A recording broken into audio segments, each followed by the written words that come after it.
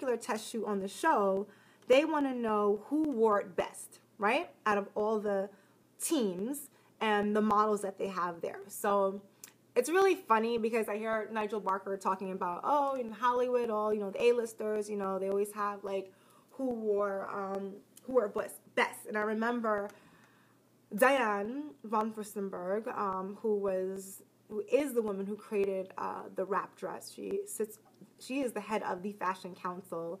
I wore a dress by her to Tyra Banks' Fierces Award, and Star Jones then wore the same dress to the Cannes Film Festival after I wore it on the red carpet. And there's this big thing all over, you know, the media talking about who wore the dress best. Was it Camille or was it Star Jones? I'm like, oh my God, I'm in a Star Jones a category with Star Jones, and you know, I wear it best. So Star Jones, cool person nevertheless, but you know, I wear it best. So this is what they're doing on the show right now, which is really exciting, but it's amongst the models.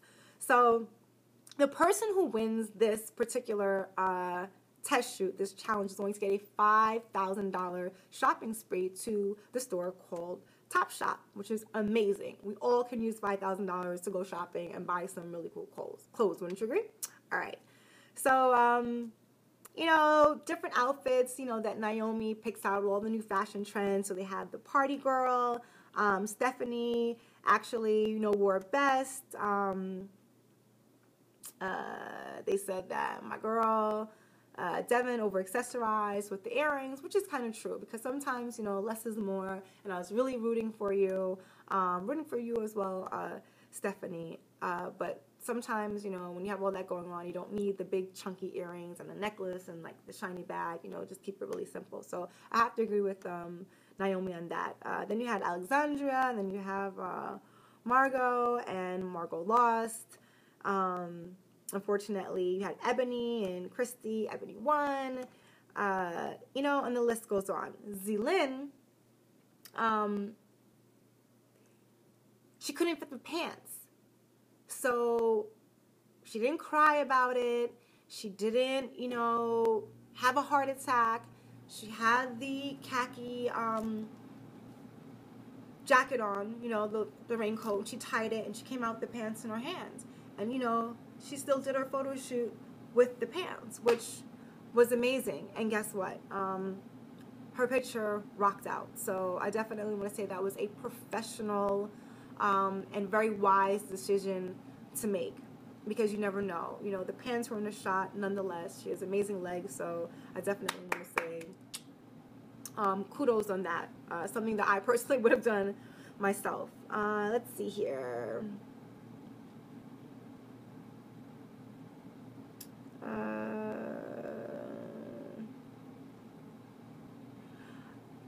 Okay, so this is what I was just explaining. So,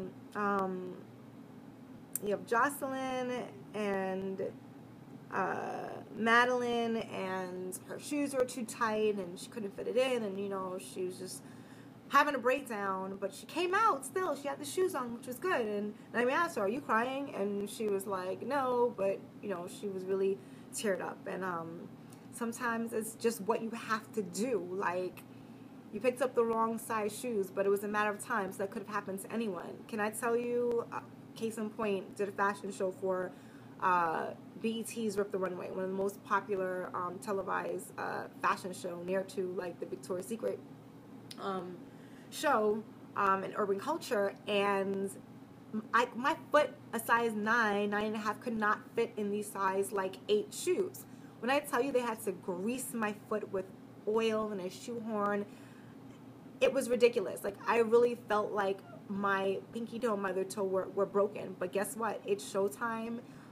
For some reason, my size shoe was switched around. It didn't come in. And the cameras are on. It's a live show. We're taping. You have to go. So I had to not just stand in front of judges and pose for, you know, a who wore best competition, but walk down this runway, which is extremely long, to and from, and we have a shoe cam that zooms in on your foot and takes a picture. So sometimes you just have to bite the bullet. It is the nature of the game, is what you get paid for. So welcome to, you know, why Boomerang is not a good show for models because our feet aren't necessarily all that pretty, right, Naomi? Yeah, but, you know, it's the price we pay. Anyway, moving on.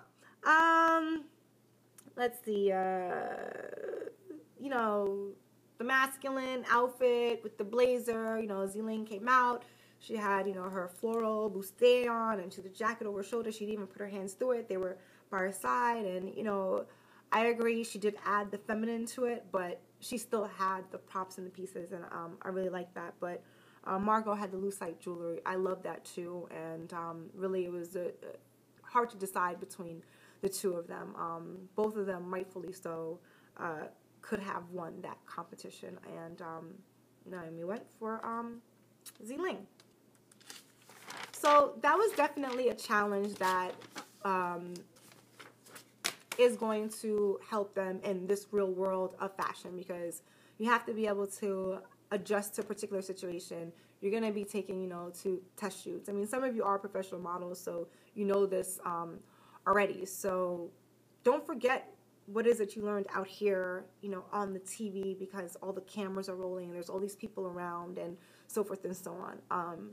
And I'm not even going to pass judgment because I know it's a reality show and there's a lot of editing involved. So,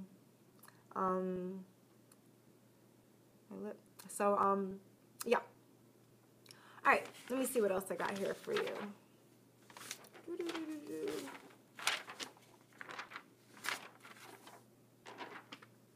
All right.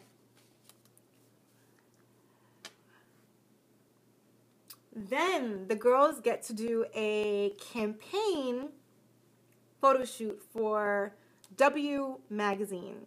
One girl will appear in the magazine, whoever wins this particular shoot. So if you guys are not familiar with W magazine, let me see if I have W over here anywhere. Let me see, hold on. Give me 1 second, I'll be right back.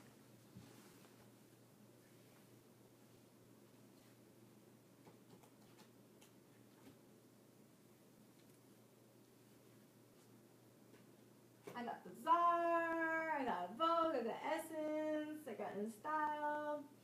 Alright, well, I don't know where my W magazine is right now, but basically W magazine is one of the top fashion publications, world-renowned, alongside, you know, a Vogue magazine. And I actually worked for Women's Wear Daily and W magazine when I was in school. And the editor at the time was the great Patrick McCarthy. And I think Patrick is such an amazing individual. And I thank him so much for giving me the opportunity to work with WWD, Women's Wear Daily, which is the Bible to the fashion industry, as well as W magazine. Well, what happens? The girls basically have to, with the help of these supermodels, create this, you know, editorial for W magazine where you have uptown girls and you have downtown girls, like, you know, the good girls and the badass girls. And their job is really to sell the clothing, but also because it's a competition, they have to sell themselves. So they have to portray these characters. A lot of times I say to people, you know what, I think modeling sometimes is harder than being an actress because you have to convey a certain emotion without using words. So you have to be very aware of your facial expressions. You know, if you're happy, if you're sad, if you're angry, you know, whatever it is, you have to know what that is because you're not looking at yourself when you're trying to portray these emotions. So you have, you know, the downtown girls and uptown girls. And basically, each supermodel comes in, Carolina, Coco, and Naomi, and they guide their team of 4 girls to bring this story for W magazine to life. W magazine, after Patrick DeMarcelli, amazing photographer, you guys don't even understand. after Patrick Maselli comes in, he takes the pictures.